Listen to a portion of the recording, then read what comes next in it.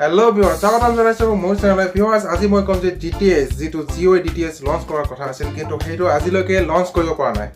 আপুনি জানে না এইটো কিয় লঞ্চ কৰিব পৰা নাই? আচলতে যিবিলাক আমাৰ DTS কোম্পানী আছে আচলতে সেইবিলাকে জিঅ বাধা দিছে, সেইটো কাৰণে আজিলৈকে লঞ্চ কৰিব পৰা নাই। আৰু জিঅ কৈছিলে যে যদি DTS লঞ্চ হয় আপুনি 600 টকা 6 মাহ সব চেনেলে আপুনি ফ্ৰী চাব পাৰিব। কিন্তু আজিলৈকে সেই DTS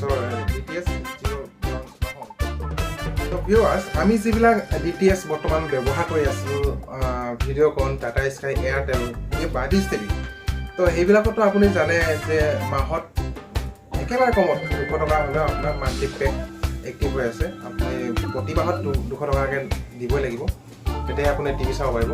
কিন্তু যদিহে জিঅ যদি লঞ্চ হয়, জিঅ যদি ওলায়, কিন্তু জিঅ'ই যে কৈছে যে 600 টকাত 6 মাহ ফ্ৰী দিব আৰু তাৰপিছত আপুনি 99 কৰি এমাহত মানে মান্থলি পেক দিব লাগিব। তো সেইটো কথা জানি যে সেই যি চাৰিটা আমি বৰ্তমান কোম্পানী ব্যৱহাৰ কৰি আছোঁ, সেই চাৰিটা জিঅ'ক মানে বাধা কৰিছে যে লঞ্চ কৰিব নালাগে।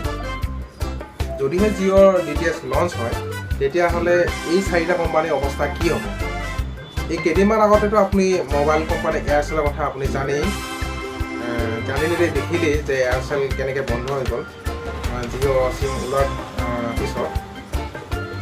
ঠিক তেনেকৈ জিঅ' যদি DTS ওলায় তো এই চাৰিটা কোম্পানী বাচি থকাটো টান হ'ব।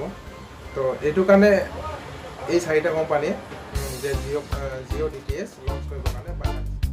মোৰ কিন্তু জিঅ'ৰ ওপৰত সম্পূৰ্ণ ভৰসা আছে যে জিঅ'ই আমাৰ কাৰণে কিবা নহয় কিবা এটাটো কৰিবই।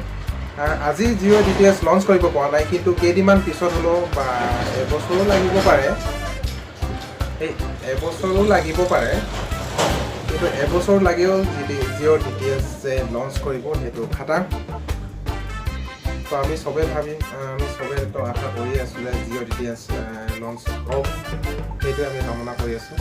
কিন্তু সেই অসুবিধাটোৰ কাৰণে বাকী চাৰিটা কোম্পানীয়ে তাক বাধা কৰাৰ কাৰণে আজিলৈকে DTS লঞ্চ কৰিব পৰা নাই। অলৰেডিতো DTSৰ বস্তু যিবিলাক আছে সেইবিলাক জিঅ'ই অলৰেডি তৈয়াৰী কৰি ৰেডি কৰি ৰাখিছেই, কিন্তু লঞ্চ কৰিব পৰা নাই, পাব্লিকক দিব পৰা নাই আৰু মানে বিক্ৰী কৰিব পৰা নাই।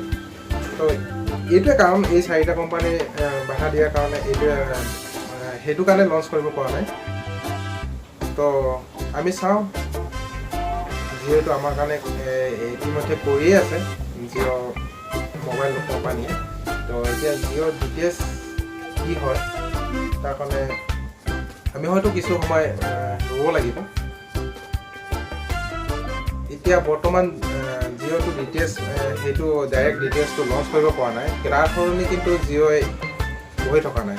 তাৰ সলনি জিঅ'ই জিঅ' DTS যিটো ব্ৰডবেণ্ড 15 আগষ্টৰ পৰা হৈছে, তো আপুনি সেইটোও ল'ব পাৰে। কিন্তু আচলতে সেইটো ল'লে অলপ খৰচা আছে, কাৰণ সেইটোত আপুনি অকল টিভিৰ কাৰণে নহয়, এইটো নেটৰ কাৰণে হয়, ফ্ৰী কলিঙৰ কাৰণে হয়। আৰু ইয়াৰ পেক 3 মাহতে প্ৰথমতে ফ্ৰী দিব, তাৰপিছত 500 টকাকৈ এইটো প্ৰতি মাহত দিব লাগিব। তো আমিতো এই 500 টকাকৈ অকল টিভি চাবৰ কাৰণে বা নেট কৰিবৰ কাৰণে 500 টকা যিবিলাক সাধাৰণ মানুহ আছে গাঁৱৰ, সেইবিলাকতো দিব নোৱাৰে। তো সেইবোৰৰ কাৰণেতো এই DTS ডাইৰেক্ট DTS জিঅ' সেইটো ওলাব, কিন্তু কিছুটা সময় লাগিব। তো বৰ্তমান যিবিলাক টাউনৰ কাৰণে সেইবিলাকতো অলৰেডি দিছে যে DTS ব্ৰডবেণ্ড, সেইটো আপুনি লৈ টিভি চাব পাৰে, নেট কৰিব পাৰে আৰু ফ্ৰী কলিঙো কৰিব পাৰে, সেইটো আপোনাৰ কথা। তো সেইটোতো মানুহ বৰ্তমান ৰেজিষ্ট্ৰেশ্যন কৰিছেই। যদি আপুনি ভিডিঅ'টো চোৱা নাই, মই ডিছক্ৰিপশ্যনত লিংকটো দিছোঁ, তাতো আপুনি চাব পাৰে DTS ব্ৰডবেণ্ডৰ বিষয়ে।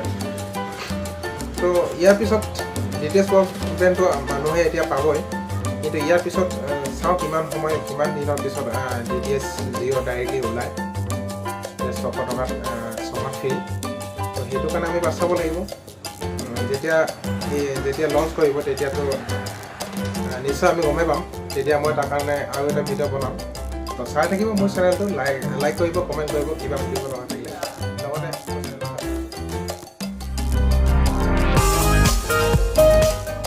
सब्सक्राइब करें और बेल आइकन को जरूर दबाएं।